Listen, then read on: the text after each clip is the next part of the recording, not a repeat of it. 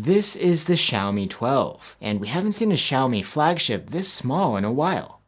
But besides the compact size, what else does the Xiaomi 12 bring to the table? I'm Will for GSM Arena, and let's find out in our full review.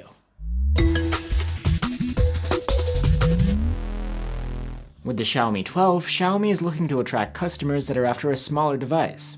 It's built around a 6.28-inch display, which these days is rather compact. As a result, you have a phone that fits easier in pockets and small bags, and is quite easy to wield in one hand. The Xiaomi 12 has a back made from Gorilla Glass 5 with an aluminum frame. It's all pretty uniform and conservative as far as looks go. The frosted finish is quite smooth to the touch, and the phone feels overall quite sturdy. Unlike some competitors though, you don't get an IP rating here against water or dust. We should mention that the design of the Xiaomi 12 is shared with another new phone, the Xiaomi 12X. That's a mid-ranger with a lower tier chipset, but could be worth considering if you're looking to save some cash.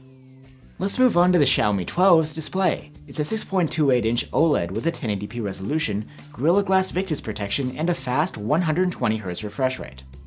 The screen is curved, not flat, and wraps around the edges of the phone. Content looks good here.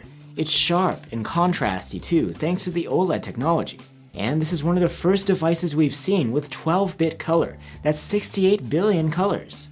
There's support for Dolby Vision to go with that too. Max brightness here is respectable. We measured almost 500 nits with the manual brightness slider, and that boosts up to around 900 nits in auto mode in bright conditions. Color accuracy isn't amazing by default, but the colors can be very accurate depending on the color profile you choose in settings. And there are options to tweak them further.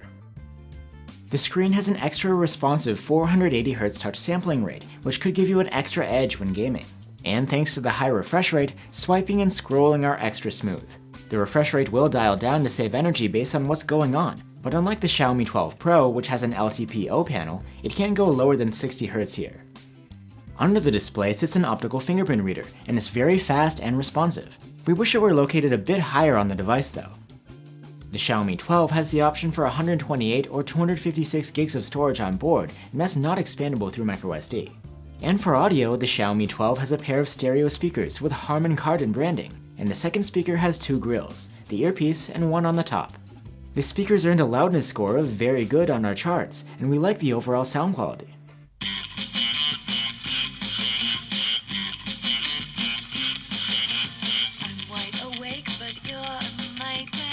There is Dolby Atmos support here, but we believe that it doesn't help the sound.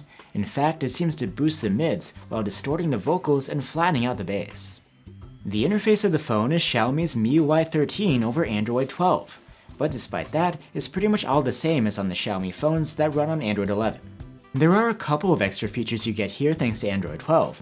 You can set your location to be approximate rather than precise on a per-app basis. And when apps access the camera or mic, you'll get a green indicator in the corner. We also have a dedicated video about MIUI 13, which you can check out to see its general features and functions. At the heart of the Xiaomi 12 is the new top Android chipset, the Snapdragon Gen 1. As expected, the performance here is excellent, a step up from last year's flagships. There's plenty of raw power here for heavy gaming and multitasking. However, this chipset runs hot, and especially on a small device like this one, thermals are a concern. Xiaomi boasts an advanced passive cooling system, but even so, we observed significant thermal throttling during our testing. The Xiaomi 12 has a 4500 mAh battery, which is a large capacity for a compact device. Still, battery life is unimpressive here. The phone earned an endurance rating of 82 hours in our battery life tests. You get a 67-watt charger in the box, which isn't as huge as the 120-watt one that comes with the Pro, but it's still pretty big. With it, we were able to charge the phone from 0 to 87% in half an hour. Like the charging speed, the cameras are also a downgrade from the Pro versions, but that doesn't mean that they aren't competitive. On the back, the Xiaomi 12 has a triple camera setup.